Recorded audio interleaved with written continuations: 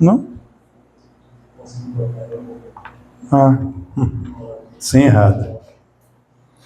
Minha esposa sabe a senha do meu tablet e eu não sei. É brincadeira?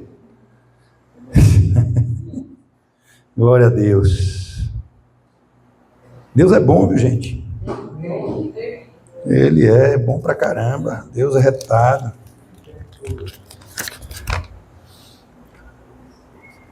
Sabe, a gente vive numa época, enquanto eu estou preparando aqui a palavra,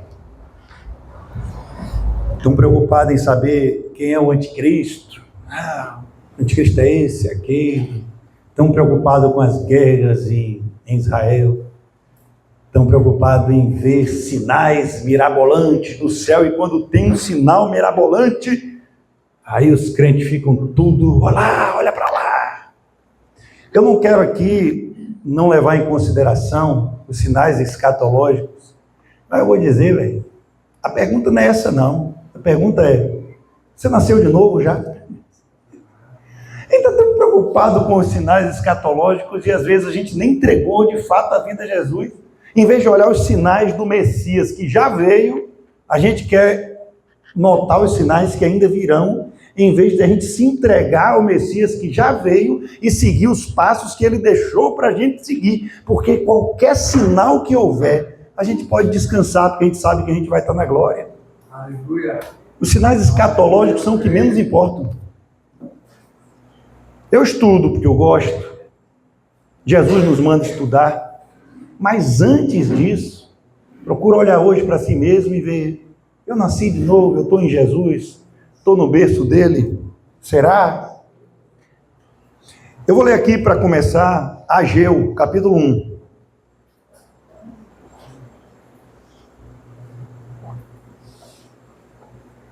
Jesus disse, haja, e ele ageu. Louvado seja Deus. Abraão, esse aqui está muito alto, esse microfone. Qual é esse? Deixa eu ver. Eu acho que eu botei tudo alto aqui sem querer, não foi? Deixa eu ver. Esse aqui não. Não, esse é o de cá, eu já sei onde é. Pronto. Agora está menor, agora está bom. Eu acho. Pronto, amém. Para eu não me empolgar demais aqui e ferir os seus tímpanos. Ageu 1, eu vou ler os 11 primeiros versículos, amém? Olha aqui, que coisa linda, gente. Não sei se vocês conhecem o livro de Ageu, se não conhecem, hoje vão conhecer.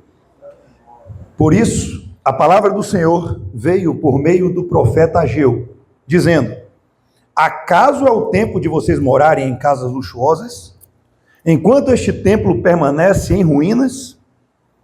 Portanto, assim diz o Senhor dos Exércitos, considere o que tem acontecido com vocês. Vocês semearam muito e colheram pouco. Comem, mas isso não chega para matar a fome.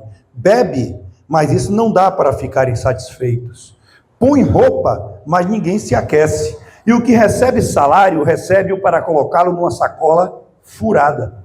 Assim diz o Senhor dos Exércitos, considere o que tem acontecido com vocês. Considerem o que tem acontecido com vocês. Vão até o monte, tragam madeira e reconstruam o templo. Dele me agradarei e serei glorificado, diz o Senhor. Vocês esperavam que fosse muito, mas o que veio foi pouco. E esse pouco, quando levaram para casa, eu dissipei com sopro. E por quê? Pergunta o Senhor dos Exércitos. Porque o meu templo permanece em ruínas, enquanto cada um de vocês corre por causa de sua própria casa. Por isso os céus retêm o seu orvalho e a terra não produz os seus frutos. Fiz vir a seca sobre a terra e sobre os montes, sobre o cereal, sobre o vinho, sobre o azeite, sobre o que o solo produz, sobre as pessoas, sobre os animais e sobre todo o trabalho nas mãos.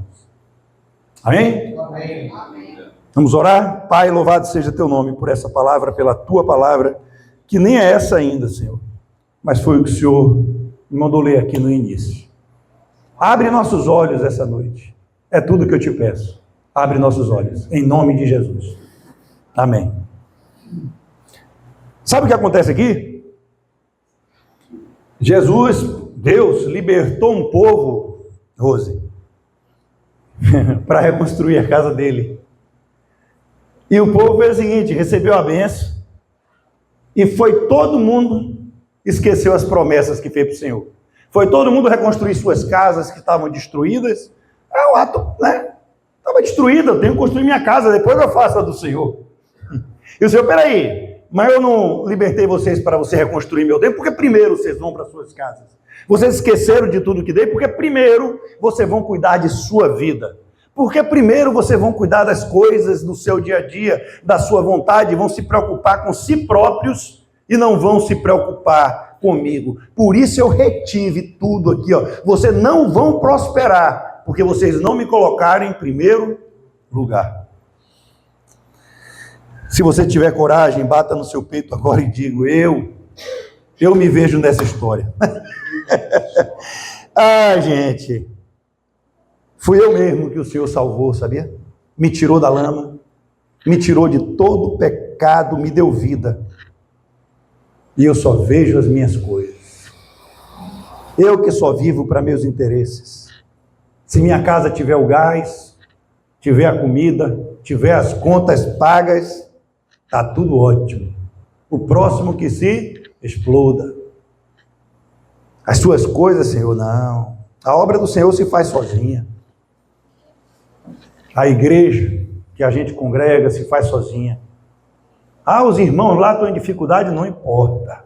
O que importa é que meu carro funciona. O que importa é que eu viaje numa boa, as obras da comunidade se façam sozinha. Eu mesmo que vou terminar esse culto e vou para casa, sem ser tocado pela voz do Senhor. E o versículo 9 que eu li, acompanhe comigo se não diz assim, olha aqui, ó. O versículo 9 vai dizer assim, você está achando que está dando muito para mim, porque ora, porque jejua, porque veio ao culto hoje? E eu estou dizendo que é muito pouco o que tem me dado.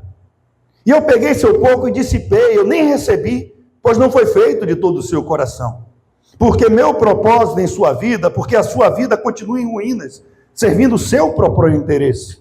E eu, o Senhor, sei que você não vai mudar, pois seu coração se endureceu, seus olhos veem, mas não enxergam, seus ouvidos escutam, mas não ouvem, e por isso eu te entreguei à vontade de sua própria carne. Assim diz o Senhor essa noite. Não está assim não, a versão de vocês, mas poderia ser lida assim, né? Não podia. A minha versão podia, pelo menos foi a pancada que Deus deu em mim. E agora, enfim, a palavra do dia. E o tema é, eu preciso ver. A palavra está em Mateus, capítulo 13. A palavra não estava em Ageu, pastor? Não, Ageu foi só a pancada do Senhor. E agora vem Mateus 13, e eu vou ler só do 14 ao 16. Olha que coisa profunda, gente. Mateus 13, 14 e 16. Eu não vou ficar no Antigo Testamento, não. Pronto? Primeiro evangelho da Bíblia, lá no Novo Testamento. É o livro de Jesus Cristo, segundo Mateus. Neles se cumpre a profecia de Isaías. Ainda que estejam sempre ouvindo, vocês nunca entenderão. Ainda que estejam sempre vendo, jamais perceberão. Pois o coração deste povo se tornou insensível.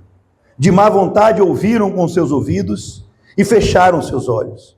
Se assim não fosse, poderiam ver com seus olhos, ouvir com seus ouvidos, entender com seu coração e converter-se, e eu os curaria. Mas felizes são os olhos de vocês, porque veem, e os ouvidos de vocês, porque ouvem. Eu vou te falar que essa palavra tem sido uma conversa minha com Deus, Isaac, o mês inteiro. Essa palavra estava sendo pronta há mais de um mês. E nunca ficava. Aí hoje eu desci, coloquei aqueles fones de ouvido que abafa todo o barulho. E Deus completou. Vai ser uma palavra rápida. E Ele disse, você deve pedir, eu preciso ver. Aqui vemos Jesus dizendo algo que poucos valorizam. Eu espero que todos tenham ouvido de casa e aqui o que eu acabei de ler. O coração é a mente, coração é a alma, os ouvidos que não ouvem, os olhos que não enxergam. Mas olha a última frase, meu amor. Mas felizes são os olhos de vocês porque veem e os ouvidos de vocês porque ouvem. E eu quero dizer aqui, Jorge, o que Jesus não disse. Felizes de vocês porque as contas estão pagas. Felizes de vocês porque suas doenças são curadas. Felizes de vocês porque recebem as bênçãos. Felizes de você que procura mim para ser abençoado. Felizes de vocês porque eu os prosperarei financeiramente. Não. O que ele diz é: felizes são vocês porque conseguem enxergar o meu reino. Cara, esse Jesus dá um nó na cabeça da gente. Peraí, estão pregando tudo errado. A felicidade nossa está quando a gente abre os olhos para enxergar o reino de Deus. Todo o resto ele acrescenta. Então, se você é corajoso, gente, você bate no seu peito, se tiver coragem, e diz assim: eu sou feliz porque eu vejo o reino de Deus. Será, velho, que a gente vê mesmo?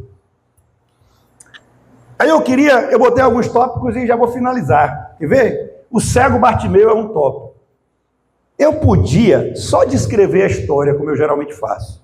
Mas eu vou na onda de Bena, que gosta bastante de Bíblia. Então, quem gostar de Bíblia, vai gostar dessa palavra de hoje. Eu falo Bena porque ela gosta mesmo. Sempre quando eu trago um bocado de Bíblia, ela diz: gostei do culto. Isso é bom, né? Ó, agora, para os olhos que desejarem se abrir, eu vou só lançar a palavra. Para quem desejar que os olhos se abram hoje, Jesus faz o resto. Eu não tenho esse poder. Mas eu vou dizer algo que a gente não atenta. Sabe o que é? Não precisa ficar chateado comigo, mas repita comigo.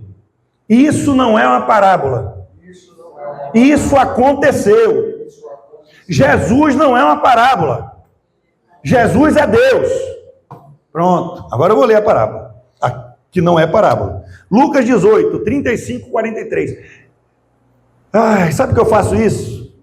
Porque às vezes a gente lê a Bíblia e acha que é uma historinha do Chico Bento, gente. Acha que é uma historinha. Não, é real. O Jesus é real. O Jesus é Deus. Se quando ele conta uma parábola é para falar coisa real, imagina quando a coisa acontece mesmo aqui, que não é parábola. Lucas 18, 35 a 43. E se prepare que eu vou ler vários textos assim.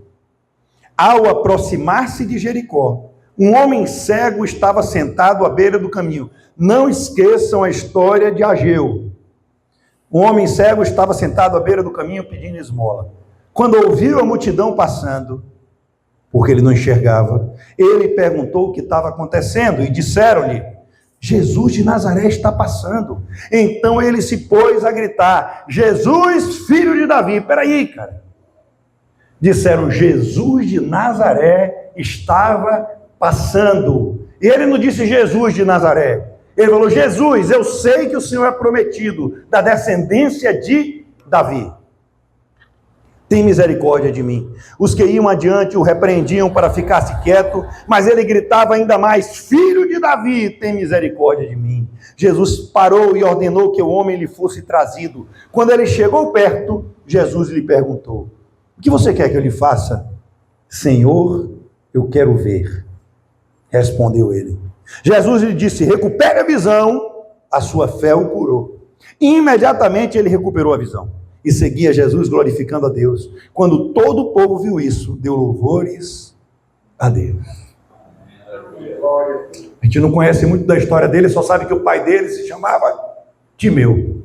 Bartimeu, filho de Timeu. Então ele era o filho de Timeu. O pai dele era conhecido, porque até quem escreveu aqui sabia que o pai do cara se chamava Timeu. Ele era um cara que era só um filho de Timeu que estava ali. Provavelmente a única forma dele ganhar dinheiro era aquela: ele era cego, ficava no caminho ali, que era um caminho principal, pedindo esmolas. O cara era cego.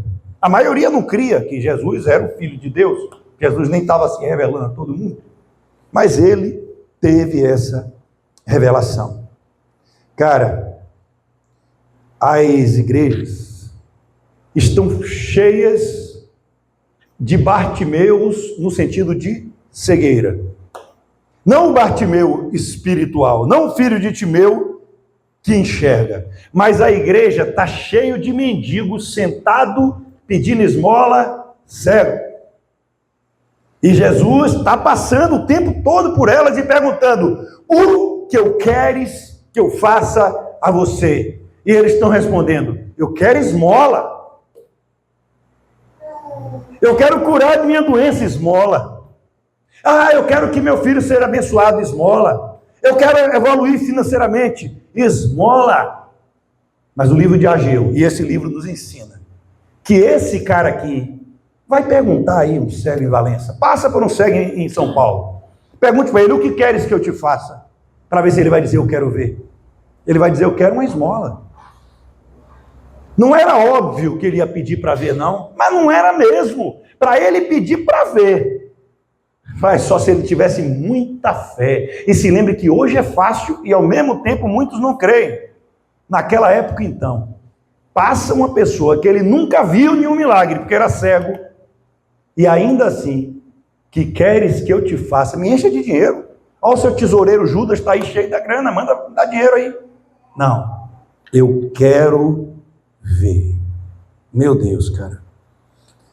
A maioria esmagadora hoje ia dizer: eu quero cura, eu quero meu milagre, eu quero parar de sofrer. E uma minoria bem pequena ia pedir para ver o reino de Deus.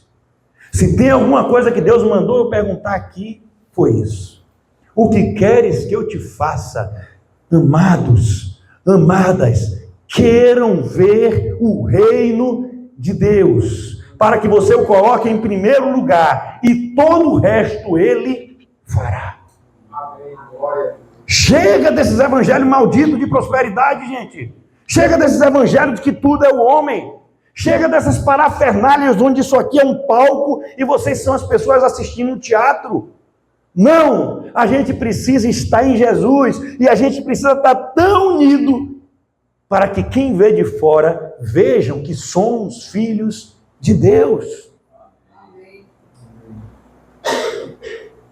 Veja o que diz esses versículos. Vocês estão aqui comigo, né? Tem ninguém dormindo não, né? Se alguém estiver dormindo, quem estiver do lado dá um tapa na cara, hein? Jesus lhe disse: recupere a visão. Em algumas versões, né? Veja. Não importa. A sua fé o curou. Imediatamente, Isaac, ele recuperou a visão e seguia Jesus, glorificando a Deus. Quando todo o povo viu isso, deu louvores a Deus. Abraão, primeiro, quem recupera a visão, começa a seguir Jesus. É ou não é? Imediatamente ele recuperou a visão e seguia a Jesus, glorificando a Deus. Não tem como a gente enxergar o reino de Deus e a gente não transbordar querendo seguir os passos de Jesus. Não tem como. Conhecereis a árvore por seus frutos, não pelas folhas. Se você vê alguém dizendo que enxerga, mas não anda como Jesus andou, não tem o amor que Jesus teve, não tem a compaixão que Jesus teve, não tem a misericórdia que Jesus teve, vocês não enxergam o reino, vocês são mentirosos. Como João disse, como você pode dizer que ama o seu irmão a quem vê? Como você pode dizer que ama a Deus a quem não vê, se você não consegue amar o irmão a quem vê? Vocês são hipócritas, mentirosos. Segundo ponto aqui, nesse pequeno versículo: quem passar por sua vida tem que ver Deus. Quando todo o povo viu isso, deu louvores a Deus. As pessoas que passarem com você e seus olhos estivessem abertos, ela tem que ver a glória de Deus através de sua vida, e elas vão ser convertidas, porque você é uma Bíblia que anda, não uma Bíblia em letra que mata. Essa Bíblia de letra que mata, gente, deixa no armário que não serve para nada, mas a palavra revelada que vem dela, essa é o poder de Deus que transforma vidas. Meu Deus, cara. Portanto, quer sair daqui sendo imagem de Jesus? Peça a Jesus para ver. Porque desse jeito que vivemos, Não dá mais. Peça a Jesus para ver. Do jeito que vivemos, cara, acabou.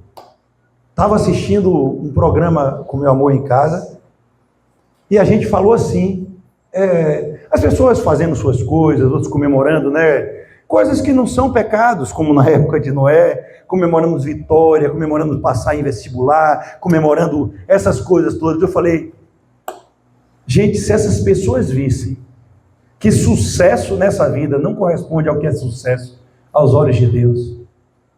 Eu não estou falando que a gente não pode se distrair aqui. Eu não estou falando que a gente não pode cantar, dançar e surfar e jogar uma bola. Não estou falando isso. Você pode fazer tudo isso sem estar distraído. Esse mundo, como a gente conhece, acabou. Jesus está às portas, velho. Quem não se converter agora, quem não vê, quem não pedir para abrir os olhos, para enxergar, vai ficar para trás. Ele voltará como um leão, não mais como um cordeiro. Assim como aquele povo em Ageu só cuidou das coisas dele, nós só estamos cuidando de nossas coisas, porque a gente se recusa a ver. Nosso coração já foi tomado pela prepotência, pela soberba, sem a gente perceber. E o pior, a gente não nota que a gente é soberbo, sabe por quê, Jorge? Porque é uma soberba disfarçada de santidade. A gente acha que é santo e a gente está mergulhando no pior pecado aos olhos de Deus. Os olhos, fechados. Peça a Jesus para ver antes que seja tarde. Você não entendeu ainda. Não peça mais nada. Os cegos vão continuar pedindo dinheiro, vingança aos políticos, mortes aos políticos, coloca esse no poder, faz isso aqui. Os cegos vão continuar contaminados por esse mundo. Os cegos vão continuar desesperados pelos acontecimentos globais. Mas quem enxerga sabe que Jesus Cristo é a nossa rocha e dele vem a nossa salvação. Meu Deus, cara. Mas o espiritual vai pedir para ver, Silvia. Para ver. Aí tem outra história que eu vou ler de novo a Bíblia. Em Lucas 17 vai falar sobre 10 leprosos. Eu não quero comentar. Eu quero ler. Lucas 17, os 10 leprosos. Vocês não cansaram de ler a Bíblia comigo, não, né? Novamente, isso não é uma parábola. Jesus não é uma parábola. Jesus é Deus. Lembre-se disso. Lucas 17, 11 a 19. A palavra vai dizer assim: a caminho de Jerusalém, Jesus passou pela divisa entre Samaria e Galileia. Ao entrar num povoado, 10 leprosos dirigiram-se a ele. Ficaram a certa distância. Ficaram longe, não podiam chegar perto. Eram leprosos. E gritaram em alta voz: Jesus, mestre, tem piedade de nós. Ao vê-los, ele disse, Jesus estava longe.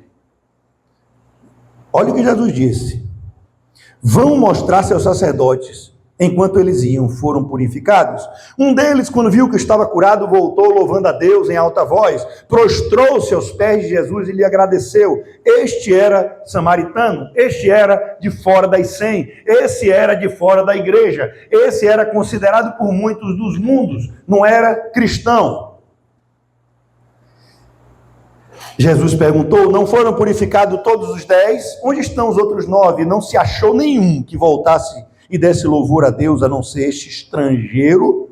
Então ele lhe disse: levante-se e vá, a sua fé salvou. Isso aqui é top demais, eu já expliquei várias vezes, mas eu vou explicar de novo. Os leprosos tinham um atestado dos fariseus. Leproso, pá!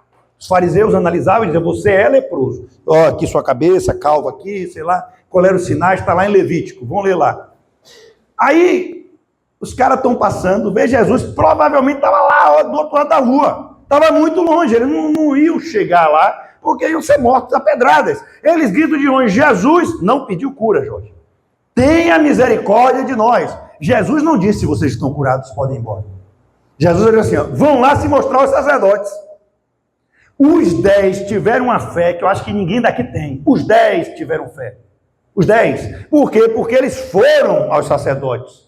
Eles já foram confiando que iam ser curados. Aí depois de uns 100 metros, um olhou e estou curado. Vou lá do sacerdote. Depois de 1 quilômetro, o outro olha assim, gente, eu estou aqui conjecturando as distâncias, viu? Para depois dizer, o pastor disse que era 1 quilômetro, não achei isso na Bíblia. O outro viu, e gente, isso aí foi. Eles andando pelo caminho, sendo curados por causa da fé. Epa, estou curado, vou voltar para minha casa. Epa, estou curado, vou voltar para o meu trabalho. Eu estou curado, eu vou edificar as minhas casas. E só um voltou e disse, que sacerdote que nada. Jesus me libertou. É para ele que eu vou voltar e agradecer. 9 receberam bênção, mas só um foi salvo. O que é que vocês querem? Andar de igreja em igreja proferindo bênção? Ei, cura, bênção, até macumbaria dá. Tem espíritos malignos abrindo a barriga da pessoa e fazendo curas que a pessoa tira o câncer. Mas e aí? Você quer essa cura? Voltar para a sua vida e seus olhos não abrirem? Só um voltou. Deu glória a Deus. Só um, os olhos se abriram e entregou toda aquela vitória dele a Jesus. Não, minha família, olha, tem tantos anos que eu não vejo minha família, eu sou leproso, ninguém pode chegar perto de mim, mas quer saber? Primeiro eu glorifico a Deus, depois eu vou para minha família. Será que os nossos olhos estão abertos a esse ponto? Ah, não, velho, você não está entendendo. Maurício, você é um hipócrita que não coloca Deus muitas vezes em primeiro lugar. Não, primeiro eu vou cuidar disso aqui é emergencial, né? Depois, se tiver um tempo, eu vou ali fazer o devocional, né?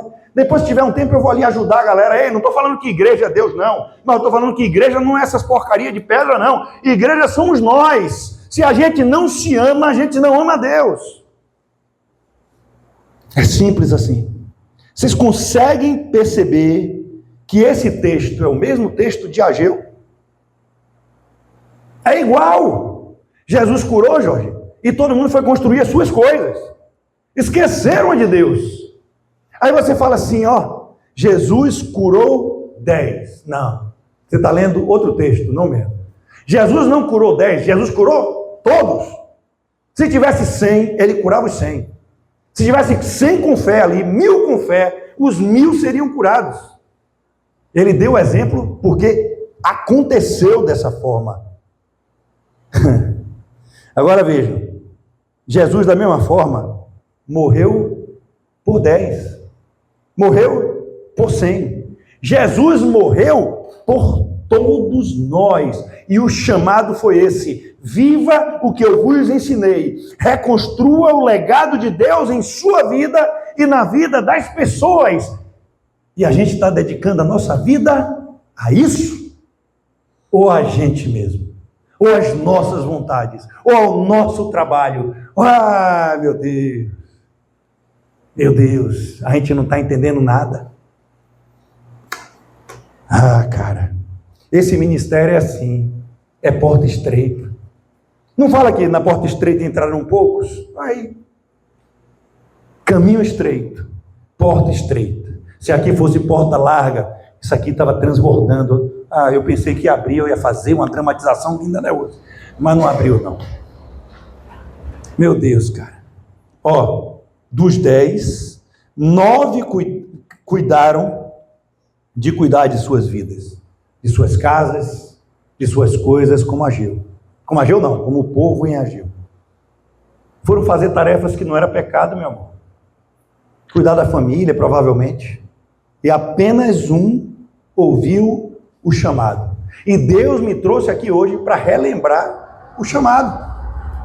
Ei, eu curei todos vocês. Eu tirei todos vocês da lama. Eu paguei o pecado por todos vocês. Eu chorei naquela cruz porque o Pai e o Espírito se afastaram de mim por todas as eternidades. Isso nunca tinha acontecido. Eu sofri muito porque pela primeira vez em toda a eternidade das eternidades eu me vi sozinho. Não era mais uma trindade. Era 2 virando a cara para um. para que não chamasse ele mais de filho unigênito, chamasse de primogênito. Qual o grau de gratidão está no nosso coração?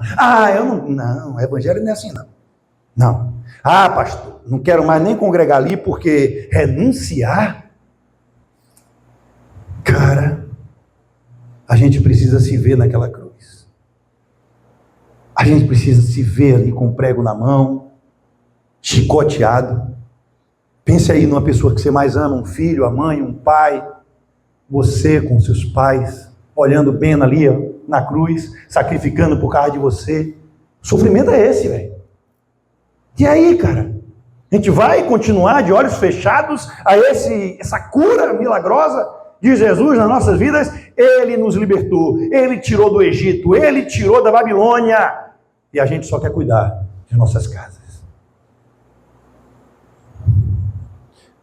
Muitos poucos vão ouvir aí na internet quando eu postar o vídeo também. Sabe por quê? Porque as mentes estão cauterizadas. Essa palavra não é para mim. Tal pessoa deveria ter vindo ao culto aqui para ouvir isso aqui, cara de pau. Não, se você está aqui é para você. E primeiramente, para mim. Mais importante, é importante que eu leia os próximos 2 versículos aqui. Certa vez, que é o versículo, deixa eu ver aqui qual é. Eu estou do 11 ao 19. Olha os próximos 2 versículos. Ó. Eu vou ler os próximos 2 versículos desse mesmo lugar que eu pedi para ir aí.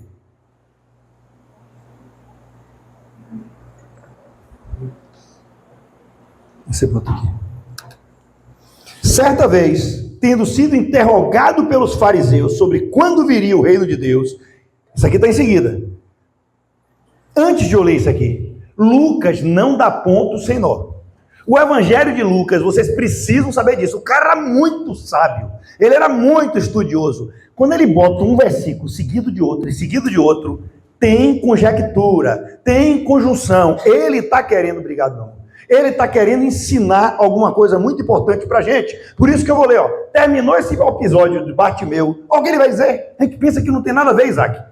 Certa vez, tendo sido interrogado pelos fariseus sobre quando viria o reino de Deus, Jesus respondeu: o reino de Deus não vem de modo visível, nem se dirá, aqui está ele, ou lá está, porque o reino de Deus está entre vocês. Cara, ele está falando do cego, e de repente sobre isso, e Deus endureceu o coração desses caras aqui, ó, para que não entenda. Deus endureceu o coração de muitos para que não entenda. Por quê? Então a culpa não é minha, é sua. É minha.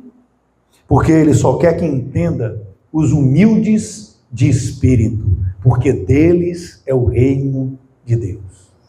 Ou a gente se quebranta e diz, eu sou cego, eu quero ver, ou nossa mente vai continuar cauterizada, porque Deus não fala para soberbo. Cara, veja o que ele fala após a história dos leprosos, gente. Jesus vira para esse duro de coração e diz o seguinte: você viu o que aconteceu com o cego? Você ouviu o que ele pediu para ver? Você entendeu isso daqui? É isso que está falando nesse próximo versículo. O reino de Deus não vem de forma visível, nem se dirá, aqui está ele ou lá está ele, porque o reino de Deus está entre vocês. O que Jesus estava dizendo é, vocês não estão enxergando.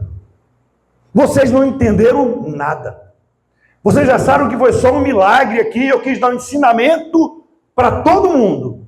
Porque esse cego pediu tudo o que vocês não são capazes de pedir. Ele pediu para enxergar. Se vocês dissessem que são cegos, aí eu poderia vos fazer enxergar. Muitos de nós, a gente só se encaixa na visão do mundo, não espiritual. A gente precisa se humilhar hoje diante de Jesus. É chegar em casa, sair por essas portas e se humilhar diante de Jesus. Entrar no nosso quarto e dizer, Jesus, eu sou cego. Comece a reconstruir as ruínas que eu transformei dentro de mim, dentro do meu coração. Comece a restaurar em mim, porque eu sou cego e só vejo as coisas a meu favor. E a pergunta que fica é, a casa de Deus está em ruína? em suas vidas? A pergunta podia ser outra. Você é filho de Deus? Você é filha de Deus? Eu gosto daquela galera, né? Aquela galera que tudo tá bem, né, Jorge? Ah, todo mundo é filho de Deus. Não é não, Zé Mané. Todo mundo é criatura. Ninguém é filho, não. Só é filho de Deus aquele que receber Jesus Cristo como Senhor e Salvador. Aquele que fizer Ele Senhor e Salvador. Ele fala, Ele veio para os seus e os seus o rejeitaram. Vamos ver lá em João capítulo 1. Mas todos quanto receberam, Ele lhe deu o poder de serem chamados filhos de Deus. Aqueles que conheceram o seu nome. Vai lá na Bíblia o que é conhecer. Relação íntima entre homem e mulher. Aqueles que conheceram Jesus intimamente, só esses, são chamados filhos de Deus. A Bíblia conta a história de duas casas. Isaac gosta muito dessa história, ele fala aqui sempre. Ambas as casas foram edificadas. Sabiam isso? Fala assim, não, uma casa foi edificada, a outra não foi. Claro que foi. Só que uma foi edificada sobre a areia, sobre o mundo, sobre as nossas ideias. Eu vou edificar a minha casa sobre o que eu acho certo. Sabe, Jesus para mim, Fernanda, é isso aqui, ó. Jesus para mim é amor. Jesus não vai ligar que eu seja isso, não. Eu sou bênção. Jesus é isso aqui. Você edifica a sua casa sobre a sua ideia, sobre o Jesus que você trouxe para ser a sua imagem e a sua semelhança. Não o inverso. A outra é sobre a rocha, sobre o Jesus Cristo. E se a casa está sobre Jesus, Ele te segura. Ela balança, mas Ele segura no seu pé, você não cai. É sobre Jesus, Ele tem a promessa, e eis que eu estarei convosco até mesmo no final dos tempos. Cara, filhos de Deus jamais são derrubados. Filhos de Deus, olhos abertos, não são derrubados. O que aconteceu com Eliseu? Você contou essa história aqui. O cara só diz, os caras tudo assustado, os empregados dele assustados, uma renca de gente contra eles, os inimigos ali, Eliseu descansando. Senhor, abra os olhos aqui deles aqui para ele ver a galera. Era um bocado de gente, velho, no céu não sei como, só sei que um portal se abriu, só tinha era anjo, tudo lutador, miríades de anjos atrás dele. Por quê? Porque ele via, e quem vê, descansa. Descansa. É fácil não, velho. Isaac, cortaram os contratos, né? Aí me ligaram hoje, preciso de você em Londrina em novembro. Pagar nada. Só os custos da viagem. A gente fala assim, não tem problema não. Uma coisa que Isaac me disse no carro, velho. Muda a vida, cara. Falou assim, pastor, existe duas coisas, existe emprego e existe trabalho. Se você está trabalhando para Deus, Ele garante. Estou sempre aprendendo com todo mundo. Silvia sabe disso. Eu falo aqui nos testemunhos, digo, aprendo com você. Aprendo com Caleb. Aprendo até com Noah, que está ali assim, falar uma só palavra. Mas eu quero sempre aprender um pouquinho mais. A rocha te sustenta, a rocha te segura. Jesus olhou para o Pai e disse, você me deu estes, e nenhum que tu me destes se perdeu, a não ser aquele que já estava proposto a isso. Que ninguém da gente aqui se perca. E quem não se achou ainda, que Jesus ache hoje, quando a gente orar à noite e dizer, Jesus, me faça ver. Isaac, eu vou te falar num pecado de pornografia que eu vivia afundado na minha juventude. Eu cheguei, Fernanda, para ele e nada de curar. Mas eu era convertido, velho. Eu achava que era... eu era totalmente entregue a Jesus e ministro de louvor e tudo. E que história é essa? Como é que isso podia? Aí eu vi assim, cara, mas Jesus disse, se o Filho vos libertar, verdadeiramente sereis livres. Aí eu compreendi. Jesus, você não me libertou. Quem me libertou foi eu tentando vencer por mim mesmo. É o que a religião diz. É que isso diz. Me faça enxergar a tua mão nisso aqui. E aí pronto. Enquanto a gente não se quebrantar e confessar Jesus, Ele não abre os nossos olhos. Diga hoje: eu sou cego e quero ver. Gente, quem será derrubado são os que não estão firmes na rocha. E aí, me desculpe, mas eu não vou falar na primeira pessoa como eu gosto para não ofender. Olha, eu aqui, não. Essa eu me recuso a falar na primeira pessoa, porque eu sei em quem tenho crido, eu estou firme nele, na rocha que é Jesus Cristo. E quem quiser caminhar comigo, vou empolgar, e a turma aqui vai empolgar. Venha junto, porque a rocha nos sustenta. A gente pode cambalear um pouquinho, mas Jesus não vai deixar nada nos derrubar. Se os 3 mosquiteiros puderam dizer um por todos e todos por um, né? Porque a gente que é de Deus não pode dizer isso. Não, cara. Agora, você sabe em quem tem crido? Será que você consegue chegar em casa e dizer essa frase aqui com verdade? Já não sou eu que vivo, mas Cristo vive através de mim. Não, cara, não diga isso da boca para fora.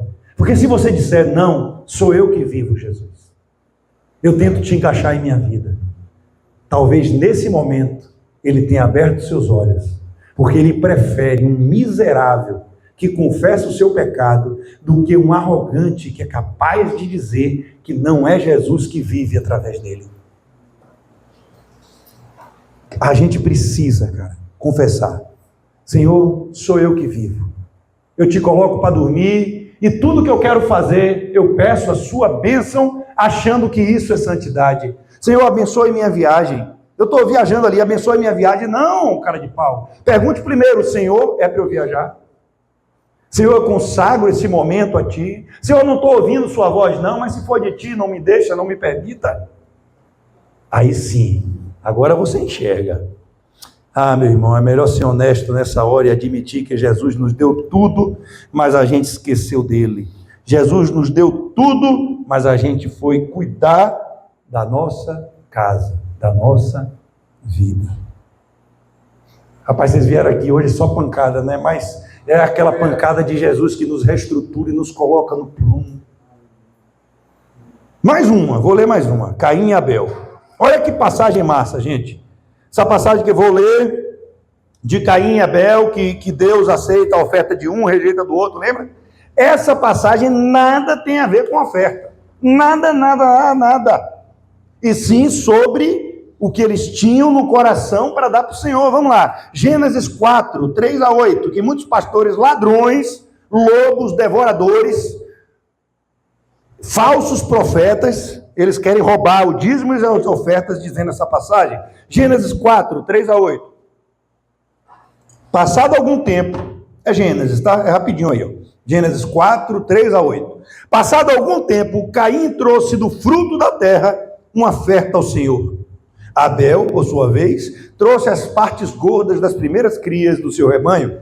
O Senhor aceitou com agrado Abel. Perceba, ele não aceitou a oferta. Ele aceitou Abel e sua oferta, mas não aceitou Caim e sua oferta. Por isso Caim se enfureceu e seu rosto se transformou. O Senhor disse a Caim: por que está furioso? Por que se transtornou o seu rosto? Ele estava esperando Caim dizer: porque eu sou um ladrão, porque eu sou invejoso. Por que, Senhor? Eu quis negociar contigo. Se ele fala isso, ele estava salvo. Se Caim admite, estava salvo. Mas não, se você fizer o bem, não será aceito. Mas se não fizer, saiba que o pecado ameaça a porta. Ele deseja conquistá-lo, mas você deve dominá-lo. O pecado quer conquistar todos nós. O pecado está aí. Nós somos feitos no mal. Nós somos mal, mas a gente precisa dominar. É esforço nosso também, mas a graça de Jesus Cristo que nos faz suportar. E o último versículo diz: disse, porém, Caim a seu irmão Abel: vamos para o campo. Quando estavam lá, Caim atacou seu irmão Abel e o matou. Cara, a gente é soberbo demais. Meu amor, a gente é maquiavélico. A verdade é essa, Rose. A nossa essência é isso aqui, cara. Sabe? A gente quer o tempo todo comprar Deus com nossas ofertas. Não estou falando só de dinheiro, não. Ó, hoje eu vou para o culto. Aí a pessoa chega em casa, agradei a Deus, eu fui para o culto. Eu sou um santo. Hoje eu sou um viciado em tal coisa, mas hoje eu não toquei em nada porque era Santa Ceia do Senhor. Aí chega em casa, conquistei o Senhor, comprei o Senhor com minha oferta. Ó, eu subi no monte 7 dias para 7 meses de vitória. Olha aí como eu sou santo. A gente está sempre tentando ofertas de Caim. Tudo que a gente faz para o Senhor é em troca de alguma coisa dele. Vai lá, dá 3 pulinhos ali para que ele abençoe a sua casa. Você precisa orar e jejuar 30 dias seguidos para Deus te dar uma prosperidade nessa área. Ofertas de Caim. Deus já rejeitou o seu coração. Mas se você faz a oferta, porque seus olhos veem, porque o seu coração já é dele, até se você ofertar um arroto, ele aceita e se agrada, porque primeiro ele se agradou de você. E a sua oferta, ele não estava nem olhando. O que você ofertasse, ele ia se agradar. Mesmo o arroto, né, Rosa? Deus quer o seu coração, não é a sua oferta, não. Porque o seu coração, e eu falo dessa maneira para chocar. É óbvio que você não vai dar um arroto para Deus, mas é para chocar, para a gente entender que se o nosso coração tá bom, aí de repente ele está olhando e saiu. Espírito sabe tudo o que você está ofertando para Deus. Meu Deus, cara. Deus está dizendo, já o rejeitei. Nada que me der vai me agradar. Tem gente que pode entrar aqui, Jorge. É a obra lá do templo, né, que está parada. Vou botar 50 mil reais aqui. A gente vai até fazer bom uso, né? Mas Deus já rejeitou o cara e os 50 mil. Aí entra um cachaceiro aqui e coloca uma cachaça dentro disso aqui, 1 litro de cachaça, dizendo, eu não quero mais isso, eu jogo no seu altar. Deus já aceitou o coração dele e a cachaça dele. É por isso que eu falei do arroto. Porque ele estou colocando em sua cruz, ó. As coisas que eu estou viciado, eu coloco em sua cruz, ó. Meu coração é teu, Jesus. Ele aceitou Abel. E tudo que Abel, a qualquer coisa que Abel ofertasse, ele já teria recebido. Ou então, gente, quem é você nessa história de Caim e Abel? Você é o adorador em espírito e verdade? Ou o adora como ele gosta de ser adorado? Ou a gente é o adorador da nossa maneira, que o adora no seu próprio esforço, da sua forma, com a nossa própria justiça? A gente já decidiu o que é bom para Deus. Vou raspar a barba, ó. Olha, eu vou esconder as minhas tatuagens. Eu vou vir para o culto todos os dias. Aí todos verão que eu sou santo. A história de Caim e Abel, gente, não morreu ali. Ela é sombra do que aconteceria nos últimos tempos. A gente não quer vencer o mal com as armas de Jesus. Eu já decidi que minha forma de vencer o mal é melhor. Eu já decidi que minha forma de me revoltar contra os políticos e contra os poderosos do mundo é a melhor. Vou destilar ódio na internet. Vou destilar ódio no telefone. Pronto. Eu estou resolvendo. Deus não pediu essa oferta. Deus pediu, ame os seus inimigos e ore pelos que te perseguem. Essa é a oferta que ia agradar a Deus. A gente veio falando isso no carro. Já sei. Vou destilar ódio. Vou xingar meu irmão que não pensa igual, vou reclamar para todo mundo ouvir, afinal o Deus poderoso da minha vida não é real, e sim é uma parábola, e eu o uso para os meus fins. Sermão do Monte vai falar de uma coisa legal, né? Jesus vai falar sobre o lago de fogo, ou Guiena, pronúncia mais ou menos essa, G-E-E-N-A, Guiena. O lago de fogo, Jesus disse que é um local físico, existia na época, esse Guiena. Era um local físico, vou apelidar aqui de um depósito, um lixão, onde se alguém morresse e não tivesse dinheiro, ele era jogado lá. junto com animais quando morriam, junto com qualquer lixo que você não quisesse mais, você jogava lá também. Então era uma podridão, um local, gente, que fedia pra caramba. E Jesus disse, o local onde o verme não morre e o fogo nunca se apaga. Entenda, era um local físico. Eu não estou falando do lago de fogo espiritual, de inferno, nada disso. Mas deve ser algo muito ruim, porque ele comparou com esse lugar físico. Agora, que desperdício de vida. Parece uma coisa louca que eu estou falando, mas quem estiver abrindo os olhos vai ouvir. Parece uma coisa louca eu dizer assim, mas que desperdício de vida. Mas que vida, Senhor? Já está morte. Não, a gente vive depois que esse corpo aqui não presta para nada. A alma tem um corpo, não o contrário. A alma tem um corpo que foi emprestado e a gente está toda a eternidade com ela. Então, assim, que desperdício de vida. A gente ir para um lugar de podridão como esse, quando a gente pode hoje receber Jesus de todo o coração e passar a eternidade com Ele. Não venha para Jesus com medo do lago de fogo, não. Venha para Jesus, cara, porque Ele morreu na cruz para que você tivesse vida, para que nem o sol você vai precisar mais, porque você vai estar dentro da luz do próprio Pai. Como é que a gente pode, gente? Abre os olhos, essas coisas, saia dessa Matrix. Quem não assistiu a trilogia Matrix do Ken Reeves, assistam. Agora assistam com um olhar teológico, porque aquilo ali, espiritualmente, a gente está preso numa Matrix. Aí ele fala, não se acomodem a essa Matrix.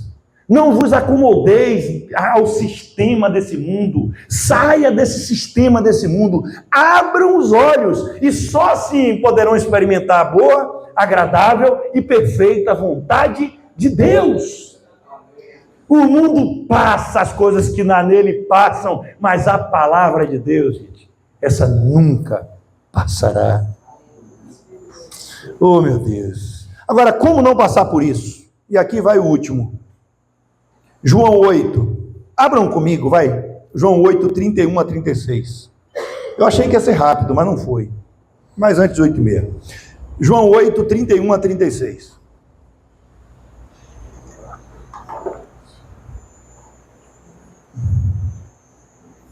Aliás, a palavra é João 8, 31 a 36, mas eu vou ler do 21, tá? Porque eu quero botar o contexto na cabeça de vocês aqui. Jesus estava falando do Pai, e ninguém estava entendendo, Jorge. Ele falando do Pai dele, de não sei o quê, das coisas grandiosas de Deus.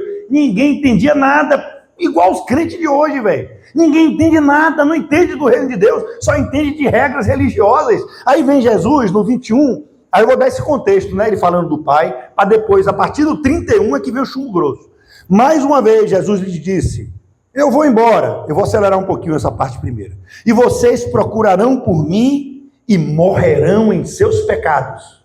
Eu vou embora, vocês procurarão por mim e morrerão em seus pecados. Para onde vou, vocês não podem ir. Isso levou os judeus a perguntarem. Perceba, ele não está falando dos fariseus, ele está falando de todos os judeus, de todo um povo. Será que ele irá matar-se? Será por isso que ele diz, para onde eu vou vocês não podem ir? Mas ele continuou, vocês são daqui de baixo, eu sou lá de cima, vocês são desse mundo, eu não sou desse mundo. Reflita enquanto é tempo. Vocês falem para si mesmo aí, de que mundo eu sou, velho? De que mundo eu sou? Eu sou do mundo aqui de baixo ou do mundo lá de cima? Meus olhos estão fechados ou meus olhos estão abertos?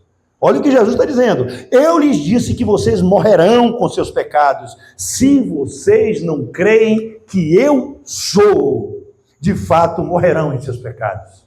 Se vocês não abrirem os olhos, vocês morrerão em seus pecados. Guiena. Ele está dizendo, vocês entendem que eu sou o Todo-Poderoso?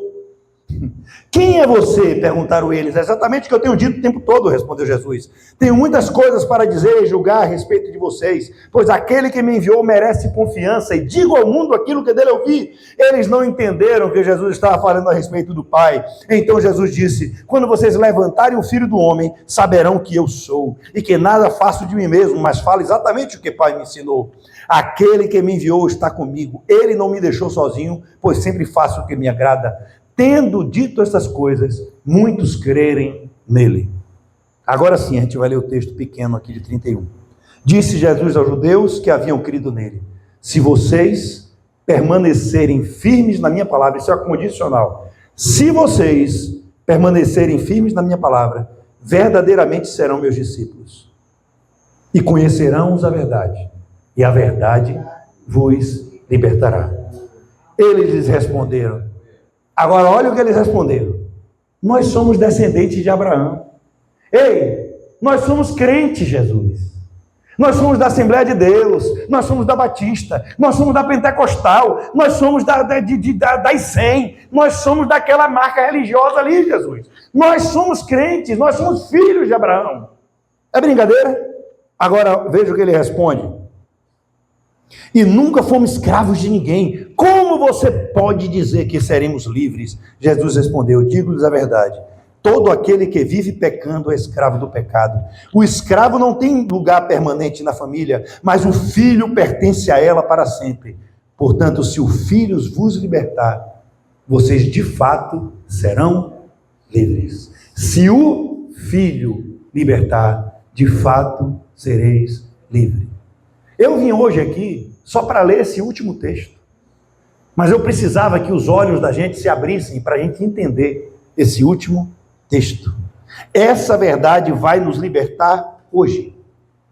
Libertar de quê, pastor? Libertar de nós mesmos. Libertar do pecado. Libertar da religião. Libertar dos falsos deuses.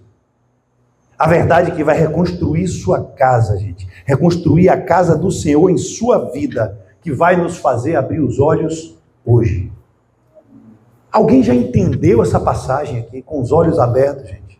Jesus estava falando para todos. Não foi para os fariseus só. Que fique claro isso. Jesus estava falando para os 10 leprosos. Jesus estava falando para todos. Para todos nós. Digo-lhes a verdade, todo aquele que vive pecando é escravo do pecado. Ah, então ele está falando do pecado? Ah, eu não peco não. Eu já não sou escravo do pecado. Uma coisa é pecar, pastor. Outra coisa é ser escravo do pecado. Se a gente é escravo do pecado, então a gente... Aí não, aí a gente não está em Deus, né? Mas se a gente já se libertou da escravidão do pecado, mas se peca de vez em quando, aí a gente está de boa. Por isso a gente é soberbo, Isaac. Por isso a gente é soberbo, meu amor. Porque a gente encara pecado aquilo que o outro pode ver. Se eu fumar, eu estou pecando. Se eu beber, eu estou pecando. Se eu me masturbar, eu estou pecando. Se eu fizer qualquer coisa que o outro consegue olhar para mim e ver, eu estou pecando. Ai, cara. Digo-lhes a verdade. Todo aquele que vive pecando é escravo do pecado. E minha arrogância não deixa ver que eu estou pecando. Sabe? Porque a gente oferta como Caim. A gente já definiu o que é pecado. Né? E a gente não olha. Só que pecado é errar o alvo. É literal isso. Pecado é igual a errar o alvo. É hora da gente confessar de uma vez por todas que somos cegos. Me faz enxergar, Jesus. Me faz enxergar o meu pecado maldito que me faz te ofertar como Caim te ofertava. Fiquem tranquilos, ele diz. Se eu libertar de vocês, vocês verdadeiramente serão livres. Nós fomos libertos pelo Filho. E por que ainda buscamos formas de interpretar a ceia como justiça própria? Por que queremos resolver a política no braço? Por que não queremos nos submeter à autoridade, inclusive a pastoral? Por que ainda vivemos debaixo de regras de homens disfarçadas de santidade? E por que quando eu olho um irmão... Por que quando eu olho uma travesti de biquíni, eu olho feio para ela, em vez de dizer que eu a amo? Quem tem coragem aí, gente, de abrir a boca e completar essa frase? Né? Quem mais alguém tem coragem de dizer que alguma coisa que faz não é pecado aos olhos do homem, mas se Deus sondar o coração, a gente está podre como Caim. A gente define o que significa na ceia, por exemplo, comer e beber indignamente, que come para coisa, como assim? A Bíblia não fala em pecado. Se falasse em pecado, ele não dizia, avalie-se o homem a si próprio e coma. Se fosse pecado, alguém ia comer. Não, cara, no último capítulo ele disse, para vocês não comerem para a sua condenação. Não coma e exclua o próximo de comer. É isso que ele fala em Coríntios todos. Mas eu já me decidi que pecado é isso. Então, cara, é hora de você chegar no seu quarto hoje, se ajoelhar a Deus e dizer, eu sou um cego, me faça ver. Custa de pedir isso para Deus? Eu não quero que vocês digam que o pastor está certo. Eu quero que Jesus nos liberte da nossa justiça podre, de farisaica, de religiosos, que inventaram um bocado de porcaria para a gente dizer que a gente é bom e o próximo é uma bosta. Não. Eu sou um miserável, eu quero ver um pouquinho mais todo dia. E aquele que me provar que eu estou errado, eu glorifico a Deus, porque nesse dia eu saí mais sábio. Amém, glória a Deus. Meu Deus, cara. Se o Filho vos libertar é condicional. Jesus quer te libertar de você mesmo, mas ele só vai fazer isso quando eu confessar que eu sou cego. Se Jesus perguntar hoje para vocês, o que queres que eu te faça? O que é que vocês vão responder? Eu quero ver. Vamos ficar de pé rapidinho. Eu vou ler a conclusão do livro de Ageu aqui, tá? Rapidão. Ageu 1, ainda, 12 a 15, vai dizer assim. Eu vou ler devagar, não precisa nem abrir. Ageu 1, 12 a 15. Então, depois daquilo tudo, Rose, daquele esculhambaço todo, Zorobabel, filho de Salatiel, e Josué, filho de Josadaque, o sumo sacerdote, e todo o remanescente do povo, atenderam a voz do Senhor, seu Deus, e as palavras do profeta Ageu. Ei, Silvia, eles ouviram a bronca e se arrependeram. Eles ouviram a bronca e disse, é verdade, eu fui cuidar de minha vida. É verdade, eu consegui ver. Olha só, gente. Então Ageu, o enviado do Senhor, falou ao povo segundo a mensagem do Senhor, dizendo, eu estou com vocês, diz o Senhor. O Senhor mudou. Eu estou com vocês, diz o Senhor. O Senhor despertou o espírito de Zorobabel, filho de Salatiel, governador de Judá, e o espírito de Josué, filho de Josadaque, o sumo sacerdote, e o espírito de todo o remanescente do povo. Eles vieram e começaram a trabalhar no templo do Senhor dos exércitos, seu Deus. Era o 24º dia do 6º mês e do 2º ano do reinado de Dário. Eu quero dizer essa noite que essa história de Ageu, Jorge, terminou bem. Terminou bem, meu amor, terminou bem, Abraão.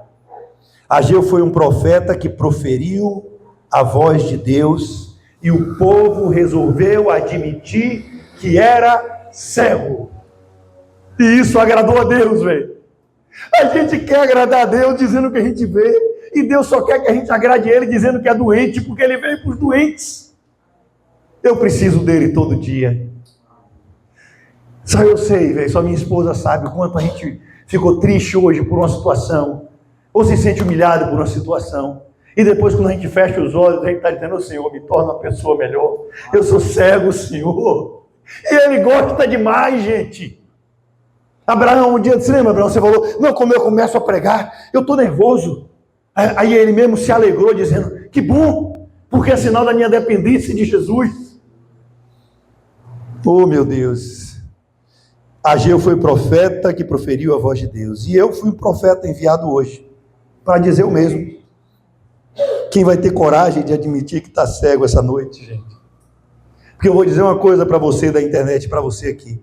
Se amanhã você não acordar e começar a fazer tudo diferente, se você acordar amanhã e se você não começar a fazer tudo diferente, não foi o Filho que te libertou.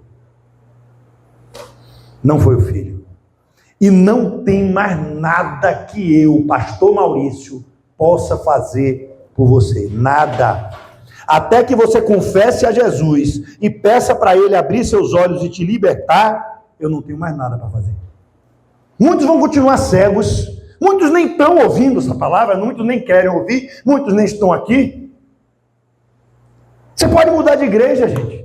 Você pode mudar de cidade, não gostei dessa palavra. Você pode mudar de país, Fernanda. Você pode fazer o que você quiser. Você pode ir para onde eu for. E eu te digo, se seus olhos estiverem fechados, você vai encontrar com toda certeza um pastor que fale exatamente aquilo que você quer ouvir. E um cego guiando cego, os dois caem no buraco. Caem no buraco que vocês escolhem hoje. Guiena ou paraíso de Deus? Barrabás ou Jesus? Eu escolho Jesus. E vocês? Glória a Deus.